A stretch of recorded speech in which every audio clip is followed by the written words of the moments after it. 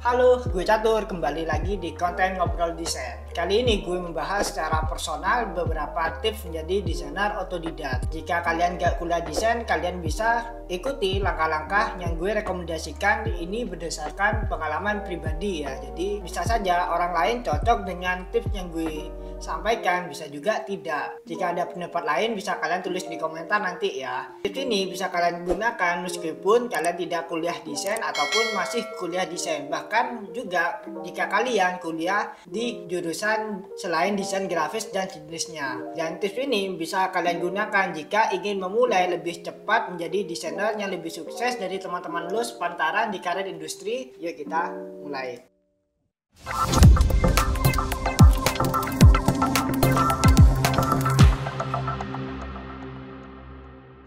Passion is key. Semangat adalah kunci. Kedengar klise enggak sih omongan kayak gitu? Ya memang klise sih, tapi gue sudah menerapkan hal ini yaitu semangat gitu. Jadi apapun yang terjadi tetap semangat di industri desain. Ya meskipun gak ada kerjaan tetap semangat, dan semangat yang gue maksud bukan kalian itu ketika ada kerjaan diem aja gitu nunggu kerjaan, bukan kayak gitu maksudnya. Jadi lebih kecintaan kamu itu diaplikasikan, kayak sehari libur desain itu kayak ada yang hilang gitu. Jadi entah kamu suka doodling atau hanya sekedar suka menganalisa layout majalah atau bermain dengan warna, pattern ataupun berkaitan dengan visual, itu bentuk semangat dalam desain gitu. Jadi sehari-hari itu gak bisa hilang dari dunia desain gitu. Dan kabar baiknya selain semangat, kreativitas juga dibutuhkan. Kreativitas itu untungnya dimiliki setiap manusia gitu. Dan kreativitas semua orang pasti punya gitu. Tapi masalahnya tinggal fokusnya kreatif di bidang apa. Nyopet kah? Di bidang desain kah? Jadi kalian perlu mengasah kreativitas desainmu, skillmu untuk desainer grafis gitu. Ahli menggunakan aplikasi desain. Selain bisa berpikir untuk menjadi desainer grafis yang kreatif, kamu membutuhkan penguasaan aplikasi atau software desain untuk membuat produk desain yang final atau produk jadi. Pilih satu software yang ingin kamu pelajari, kemudian setelah cukup memahami, kalian bisa pindah ke software apa lagi yang perlu kalian kuasai atau pelajari. Jangan langsung semua software kamu pelajari dalam satu waktu. Mungkin akan pusing dan kerasa progres belajarmu kerasa lambat. Saya sudah mencoba belajar fokus satu software dan hasilnya kerasa cepat untuk menguasai daripada langsung semua software. Untuk masuk di sebuah industri desain, saya sangat menganjurkan kalian belajar di aplikasi yang menjadi standar industri. Yang menjadi standar industri itu seperti saya ada 3 deh untuk saat ini, yaitu Adobe Photoshop untuk editing, manipulasi gambar, retouch gambar, website design, dan juga bisa digunakan untuk ilustrasi. Adobe Illustrator untuk kalian yang ingin jadi ilustrator, karena vector base biasanya dibuat untuk logo, bikin aset desain biasanya berupa aset website, aset print, aset project video kayak gitu. Adobe InDesign untuk keperluan yang kalian ingin menjadi layouter, yang ahli meng-layout buku misalnya, meng-layout majalah, mulai brosur, poster, flyer, dan berbagai publikasi digital. Untuk urutan yang mana yang kalian harus pelajari terlebih dahulu, tinggal sesuaikan saja project mana yang kamu minati. Apakah kalian suka edit gambar, bisa mulai dengan Photoshop terlebih dahulu. Atau kalian juga bikin logo, bisa juga mulai dengan Adobe Illustrator. Atau kalian suka layouting majalah, bisa juga memulai belajar dengan Adobe InDesign. Sesuaikan saja mana yang ingin kalian kuasai terlebih dahulu. Mengkoleksi referensi. Jika kamu semangat dalam bidang desain, tips ini harusnya sudah tahu ya. Sebelum gue cerita di sini, mengkoleksi referensi sudah menjadi kebiasaan desainer grafis secara natural. Membiasakan 5 menit atau 10 menit untuk mencari referensi dan mengkoleksinya. Akan lebih baik jika kalian lebih punya waktu mempelajari berbagai referensi desain yang kamu miliki, mulai dengan membuat koleksi rahasiamu tentang desain yang kamu sukai, kemudian kamu pelajari, analisa kenapa ini bagus dan mendapat atensimu. Berikut tempat saya mencari referensi desain. Yang terbaik buat saya yaitu Pinterest. Selanjutnya bisa Instagram, Behance, Dribbble untuk referensi digital.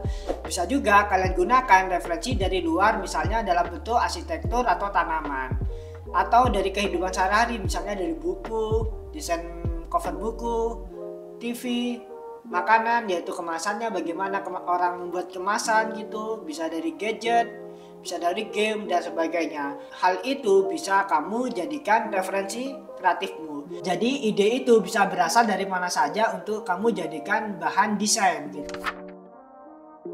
Copy dan replika. Ketika kamu menyusun segudan referensi desainmu yang dipenuhi dengan ide-ide desain yang kamu sukai, sekarang waktunya meniru karya tersebut. Ya, kamu gak salah, yaitu tiru karya yang kamu sukai dari referensi yang kamu koleksi.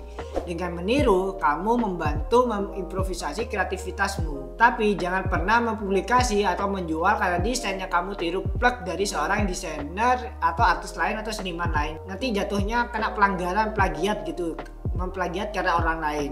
Ingat, meniru karya yang saya maksud untuk lebih ke keperluan studi, untuk latihan, untuk mempelajari bagaimana karya tersebut dibuat. Kalian bisa lakukan ketika kamu latihan meniru karya orang lain, bikin karya tersebut serupa namun ada improvisasi dengan eksperimen yang kalian buat sendiri, atau mengimprovisasi dengan berbagai karya desain lainnya. Misalnya kayak gini, saya suka karya layout seniman A, jadi gue tiru karya seniman layout A, kemudian digabungkan dengan gaya retro tipografi oleh seniman B, terus kemudian gue tiru gaya ilustrasi yang ada di seniman C.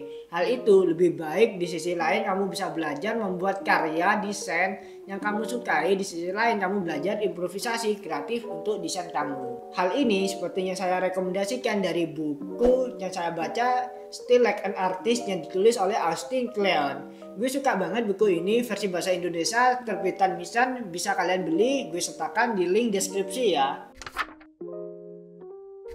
Pantang menyerah. Jangan pernah menyerah hingga kamu dapat tawaran yang bagus. Uang akan memberimu tekanan lebih hingga terasa kamu punya alasan yang wajar untuk berhenti menjadi desainer grafis. Alih-alih berhenti, sebaiknya jika kamu tidak kunjung mendapatkan kerjaan desain yang bagus, sebaiknya kamu improvisasi, kembangkan diri, kalian tambah skill kalian untuk mengisi waktu, misalnya weekend untuk membuat portofolio yang lebih bagus, lebih bersaing dengan desainer lainnya. Manajemen waktu. Waktu adalah hal yang penting, hal yang krusial karena tidak bisa kembali. Jika kamu ingin serius mengelola skillmu, yang kamu butuhkan yaitu effort lebih untuk hal itu. Coba untuk mengorganisir waktu kalian menjadi bagian rutinitas harianmu. Misalnya kayak gini, berikan waktu setidaknya 2 jam setiap pagi atau sore melihat tutorial atau mengerjakan sebuah desain. Setidaknya kalian lakukan 3 kali seminggu. Dengan begitu, kamu telah meluangkan waktu untuk desain sebanyak 6 jam per minggu. Tapi coba untuk alokasikan waktumu di kalender. Coba lakukan seolah-olah seperti pekerjaan serius yang gak bisa kalian abaikan. Nanti suatu saat kamu bisa merasakan efek dari hal itu. Dan saya sudah mempraktekkan hal itu di berbagai skill, dari olahraga, dari desain, dari hal-hal baik gue lakukan seperti itu dan efeknya seperti ini. Bangun portofolio. Mulailah bangun portofolio project di keahlian spesifik. Misalnya kamu suka bikin logo, jadi buatlah portofolio berbagai logo. Jika kamu ingin jadi ilustrator, buatlah portofolio yang isinya ilustrasi, dan seterusnya. Atau kalian bisa juga menunjukkan portofolio berbagai jenis desain apapun, misalnya logo, layouting, printing, packaging, palu gada, semua bisa. Anggapannya lo itu ahlinya ahli. Intinya inti dan core of the core gitu loh. Semua bidang bisa gitu. Itu gak masalah. Cara terbaik membuat portofolio yaitu menggunakan hasil yang real, bukan fiktif. Tapi bagaimana caranya dapatkan kerjaan yang real kalau gak ada klien? Jadi ada caranya sih. Caranya pakai website sejenis 99 Design, yaitu website crowdsourcing istilahnya. Nanti di website itu kalian bisa mendapatkan klien real, perusahaannya itu real gitu. Jadi briefnya itu berdasarkan kerjaan nyata yang seharusnya kalian dapatkan dalam keseharian nanti kalau kamu sudah serius kerja gitu. Di 99 Design sifatnya itu kompetisi ya dengan semua desainer, tapi jangan terlalu fokus untuk menang sih saran saya, karena bakal sakit hati. Saran saya lebih ke fokus ke keahlian kalian. Setelah kalian mengikuti sejenis 99 itu, apakah kalian bertambah atau tidak gitu. Saya rasa pasti bertambah signifikan, karena kebanyakan temanku yang ikut 99 Design keahliannya bertambah dengan signifikan. Selain 99 Design, kalian bisa gunakan Daily UI, Fake Client, Minted.com, dan Daily Draw and Cook.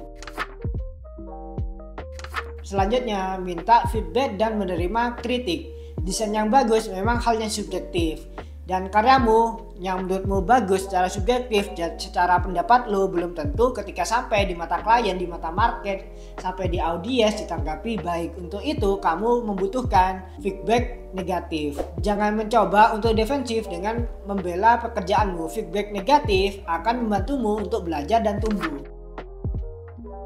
Show off pekerjaanmu. Sebagai desainer, kamu butuh memasarkan, menunjukkan karyamu ke publik. Jika kamu setuju terlihat beda atau outstanding itu susah, untuk itu gunakan koneksimu, sosial mediamu, agar terlihat di online, sehingga kamu memiliki peluang lebih tinggi di hire mendapatkan pekerjaan desain lebih baik gitu. Buatlah portofolio online di Behance atau di Dribbble, bisa membantu kalian. Upload karya terbaikmu di website tersebut. Dan kalian bisa juga memulai proses kreatifmu di Instagram, atau kalian bisa memulai membagikan karya-karyamu di Instagram. Kebanyakan artis melakukan hal itu, jadi tidak salah kalian untuk mencoba melakukan upload karya-karyamu di Instagram.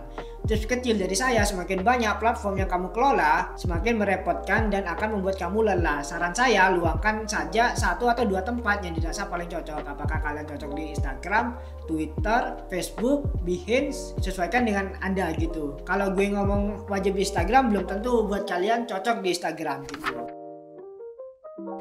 Network dan kolaborasi. Ini akan selalu menakutkan bertemu orang baru, tetapi banyak desainer yang datang ke acara kreatif atau art fair, misalnya untuk mendapatkan koleksi baru yang value, atau bisa juga terekspos ke kesempatan baru. Di sini kamu bisa coba lakukan hadir di acara kreatif seperti make up atau art fair atau pameran seni, pameran galeri seni atau desain gitu. Menjadi bagian dari workshop juga bisa. Jadi kalian ikutan workshop yang berbayar atau gratis buat ketemu sesama kreatif, siapa tahu dapat kenalan baru dan bisa merekomendasikan kalian sebagai desainer gitu. Jika kamu prefer komunitas online, kamu bisa join komunitas yang ada di Facebook atau Discord. Kalau di Facebook itu berupa grup Facebook banyak di sana, atau di Discord gitu.